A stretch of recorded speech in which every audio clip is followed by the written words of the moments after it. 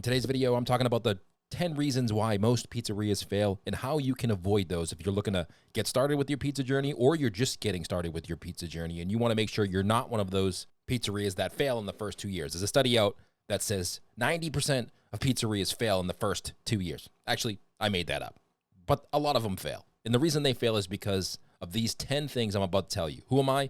I host the Smart Pizza Marketing Podcast. I talk to over 600 pizza entrepreneurs who have built really good businesses. And these are the 10 things you're going to want to avoid if you are looking to get started with your pizza journey or you're already started with your pizza journey. And you want to make sure you don't end up like the 90% of the stats I just made up about the pizzeria restaurants that fail.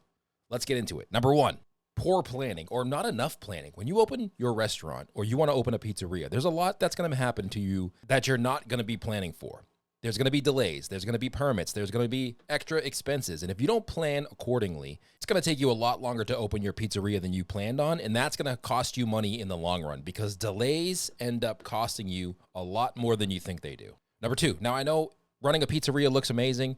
There's a lot of these pop-ups happening. Instagram makes it look fantastic. YouTube makes it look fantastic. And you probably love pizza. That's why you want to open a pizza restaurant.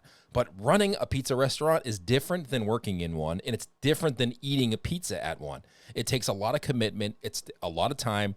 There's a lot of money and energy that goes into it. So if you're not ready to put in the time, the money, and the effort to managing your team, because when you open a business and you have employees, you are a manager of people and you need to make sure that they are happy just like your customers are happy.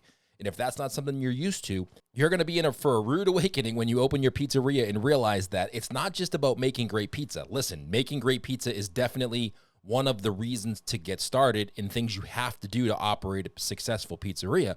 But when you're the owner, you're going to be doing a lot of other things: accounting, managing people, inventory, permits, dealing with purveyors, all of those things that you don't necessarily think you're going to have to. You think you're just going to go open a pizzeria and make pizza. And if you don't plan for all of those other things and have a plan in place, you're going to fail. Number three, and this is really important, cash flow problems. A lot of new pizzerias don't understand that you have to order inventory, you have to buy all of the equipment, you have to pay the rent or the mortgage, and you need a good chunk of money in the bank in order to be able to float your business for 3 to 6 months. When you first open, you may be busy. You may be one of the lucky pizzerias who are really busy right off the bat and you can get that cash flow coming in to float your business. But if you're a normal style pizzeria and it's a pizzeria that's brand new to the market and you've never worked in or run a pizzeria before, you're going to need to manage your cash flow really tightly, because the worst thing that you can do is look at your employees in the face and say, you know what?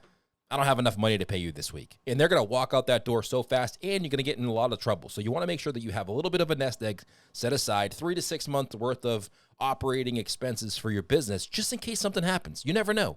There's a lot of things that happened in the last few years to businesses that were out of their control. And you want to make sure you have enough set aside so you can manage that cash flow properly. Number 4 is poor management. Like I said earlier, you're going to need to manage people. And if you are not a good manager of people, you're going to want to find yourself somebody to join your team or partner with that is a good manager of people. And listen, not everybody's a people person. There's a lot of people out there who are just really self-motivated and they want to work alone and they are solopreneurs. But when you operate a business and you want it to scale, you're going to have employees. And when you have employees, you're going to have to deal with personalities. And it's going to be something that you're going to have to get good at, or have somebody that you can partner with or hire that is good at it so you can do what you're good at and they can do what they're good at. So poor management is definitely one of the things I see that makes a restaurant fail fast. Number 5, not understanding your customer. You need to look at what kind of market you're in and what kind of pizza you're going to serve. And if you're going to do delivery, if you're going to do takeout, if there's going to be walk-ins, if you're going to be a full-blown restaurant, what kind of pizzeria are you going to be based on where you're located? Not every pizzeria is the same. There are areas that delivery is going to be very necessary, and you may have to partner with the third-party delivery apps in order to do that. There are other areas where you may not have to deliver. There's been so many different pizzerias that I've talked to over the course of the last 10 years doing our podcast that are very different. You'd think that it's just all the same being a pizza operator and it's just everything is kind of cookie cutter, but it's really not.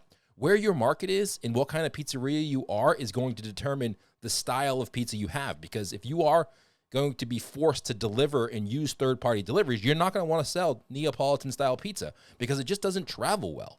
So if that's something that you want to do, if you are using those Uni or Gosni ovens to serve a Neapolitan style pizza and you want to open a delivery style shop, it's going to be a lot of complaints because Neapolitan style pizza, although it's great, just doesn't travel well. Number 6, staffing problems. As a pizza shop, it's going to be a challenge to hire people because you're going to need to pay them well. Not pizza shops, let's be honest, aren't the most desirable places to work in the world unless you are doing something unique and fun and you have a great personality and people want to work for you. But usually, pizza shops struggle finding employees, so you have to plan for that. There's a shop that I did a video at recently, and they only have 3 people to work. And we did the video, they got real busy, and they couldn't handle the business because they weren't properly set up to staff for business. So you need to make sure that you overstaff and make sure that your staff is happy. There's going to be ebbs and flows with your staffing. There's going to be points in times where you have too many people, and then there's going to be times where you don't have enough people. And it's going to be cyclical. It's never going to be a point in time where you don't need to interview, you don't need to try to find good employees, and you don't need to pay and treat your employees amazing so that they stay. It's way easier to keep an employee than it is to try to find a good employee and then replace a great employee. So staffing problems is definitely something you're going to have, but it's something that you can deal with if you do it properly. Number 7, are you going to be able to adapt? Business owners get thrown lots of stuff randomly. You get thrown problems. You are a problem solver. And as a business owner, you're going to need to be able to pivot and adapt accordingly.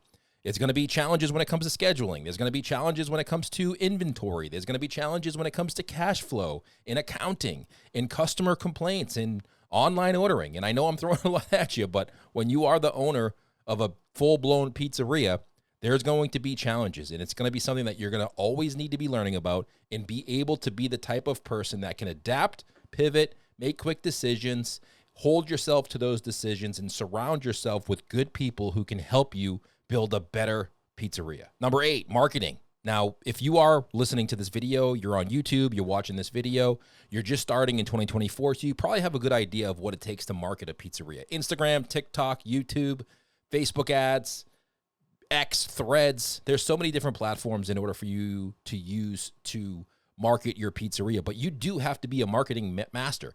Marketing your pizzeria and getting as many people to know about your pizzeria or potential future pizzeria as possible is part of the job. There is no make it great and they will come. You can't make a great product and just expect everybody to show up. That may happen. You may be the anomaly where that happens, and I've seen it happen a couple times. But for the majority of people, you need to get out there and tell as many people as you possibly can who you are, what you do, and why somebody should buy your product. Not only that, but social media and marketing is going to help you find employees, which is probably the number one challenge you're going to face. So get out there, market your business. If you need some help, we've done a ton of podcast episodes, a ton of videos about how you can market your business better. Check out the links below this video, and we will help you out with that. Next one, it's going to be pricing problems. How do you price your product properly and make sure that you're not overpricing yourself, so you're pricing yourself out of the market? You're not pricing your product too low, so that way you're not making money, because that's the point of being in business, is to make a profit so you can make a living.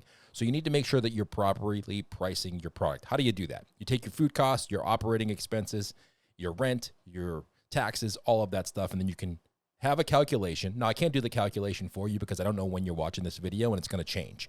But for the most part, you want to make sure that you are checking your prices every 3 to 6 months, and you are changing those prices accordingly. You don't want to go too long, because if you go too long without adjusting your prices, you're going to get swallowed in the red really fast. So make sure you are properly pricing your product. And if you need some help with that, check out the links below with some videos we've done about how to properly price your pizza so you don't get stuck losing your business because you lost all your money. And the last one is not enough money to get started. A lot of people underestimate how much time it's going to take to open a pizzeria and how much money it's going to cost them. For reference, I know I keep mentioning videos we've done in the past, but go watch the video we did with Alex from Hot Tongue Pizza. It was about 2 to 3 times more money and twice as long as he thought it was going to take to open his pizzeria. There's a lot of red tape you got to go through in order to open a brick and mortar store. So if you are looking to do that, make sure that you have everything in order. And whatever you come up with for a budget and timeline, double the timeline and triple the budget. And that's just a safe way to get started. It may not cost you that much, and hopefully it doesn't, but you'll be prepared in case it does cost you a whole lot more than you thought it would. Because listen, if you are expecting to open at a certain date and time and you have so much money to invest, it's going to be a tricky situation when it comes time and you're 3 to 4 months in or past the due date of that first rent paycheck, or you thought you were going to open at a certain date and 3 months have passed and you're still not open yet. You're going to have to carry your staff. You're going to have to carry the labor. You're going to have to carry the rent. There's a lot of things that go into it. So make sure that you overestimate how much time it's going to take to open and how much money it's going to cost you. All right. Those are 10 things. Hopefully you enjoyed this video. It helped for you. I don't want to scare you off from opening a pizzeria because it is an amazing opportunity to have a business that you love and do enjoy. And we've done a ton of videos with successful pizza operators that you can go listen to get inspired. This was just some of the things that I've seen people do mistake-wise that have helped them or hurt them in their business, and I would like you to avoid those. Let me know what you think in the comments below. Make sure you hit that subscribe button. Subscribe to our YouTube channel, the podcast. Go check out everything over at smartpizzamarketing.com.